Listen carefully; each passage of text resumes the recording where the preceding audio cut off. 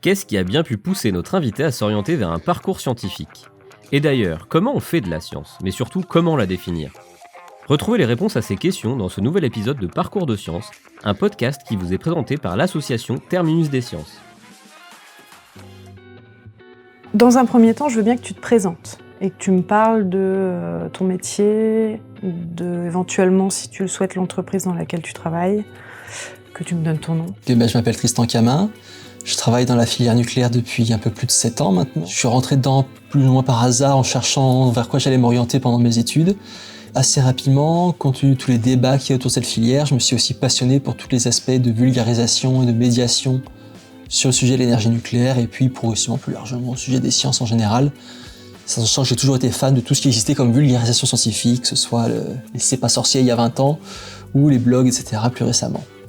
Du coup, pour reprendre depuis le début, parce que tu me dis qu'il y a eu une question d'orientation, si déjà on reprend dans ton enfance, est-ce que tu avais un environnement qui était propice à te tourner vers les sciences et la vulgarisation scientifique ou pas ? À moitié. J'avais personne dans mon entourage qui était de ces milieux-là, ni de près ni de loin. En revanche, j'étais curieux et j'avais des parents, grands-parents qui me poussaient à cultiver ma curiosité, qui me faisaient découvrir du paysage, visiter des lieux intéressants. Donc j'avais pas les influences, mais j'avais les incitations. Quelle étude t'as faite ? Quel cursus scolaire et pourquoi ? Rapidement au lycée, ce qui m'a passionné, c'était l'aviation et militaire en particulier. Donc j'ai commencé mes études dans cette logique-là. Donc prépa, maths sup, maths spé, PCSI, PSI pour ceux qui connaissent les anciens francs.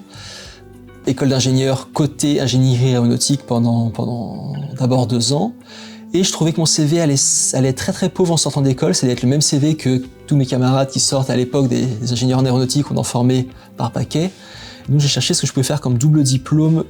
Donc j'ai fait mon double diplôme en génie atomique, donc ça m'a pris 1 année en plus. Et puis je suis revenu dans mon école d'aéronautique pour finir ma formation. Et ensuite, en sortie d'école, embauché directement dans le nucléaire. En sachant que tu as été dans un environnement qui était propice mais qui ne t'a pas spécifiquement poussé vers ça, quel conseil tu pourrais donner aux jeunes, par exemple, qui voudraient aller à la fois vers les sciences, mais éventuellement vers des disciplines qui, parce que dans ton cursus de premier abord, on se dit pas ça va être simple ou ça va être le plus accessible, qu'est-ce que tu donnerais comme conseil ? D'aller de l'avant et d'être demandeur en fait. Si quelque chose vous intéresse, parlez-en à vos parents qui seront peut-être très heureux de vous diriger vers des musées, des événements. Typiquement, mes parents m'emmenaient pas à la fête de la science, mais des choses un peu équivalentes qui pouvaient se faire. Si vos parents peuvent pas ou ne sont pas très réactifs, parlez-en à vos profs, qui seront peut-être vous orienter vers des professionnels, mais vraiment n'hésitez pas à être demandeur, quoi. Demandez, vous êtes jeune, vous avez des choix qui sont pas évidents à faire en termes d'orientation, donc n'hésitez pas à dire ça m'intéresse, comment je peux creuser le sujet, où je peux aller, qui je peux interroger.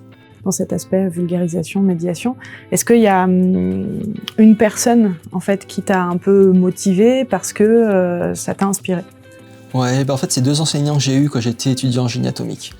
Il y en a un, c'était Monsieur Vernaz, j'ai plus son prénom, mais sur la partie nucléaire, est vraiment quelqu'un de passionné et qui vraiment avait envie d'aborder tous les aspects sociétaux et les problématiques sociétales du sujet. Et donc, il a vraiment contribué à me passionner pour le sujet, en plus du cycle du combustible en particulier. Et l'autre que j'ai envie de citer, c'est Frédéric Ménage, qui à l'époque était le directeur du pôle sûreté de l'Institut de radioprotection et sûreté nucléaire, qui m'a lui vraiment intéressé sur les aspects risque, maîtrise du risque et approche du risque avec les parties prenantes, donc industriels, publics, autorités, État, etc. Et dernière question, et pas des moindres, est-ce que tu peux me donner une définition ou ta définition de la science ? Alors j'ai une définition qui est un peu froide et impersonnelle, qui est la collecte, le corpus d'informations, de théories qu'on a pu confronter à des modèles ou des expérimentations et qui décrivent l'état actuel de notre connaissance de tout ce qui nous entoure ou nous constitue. Voilà, ce serait ça la définition. Après, la science que j'aime, c'est aussi celle qui est vers le partage, l'explication. Voilà. Pour moi, la vulgarisation, c'est pas une composante de la science, mais la science serait vachement moins intéressante sans ça. Merci beaucoup pour cet échange vraiment enrichissant.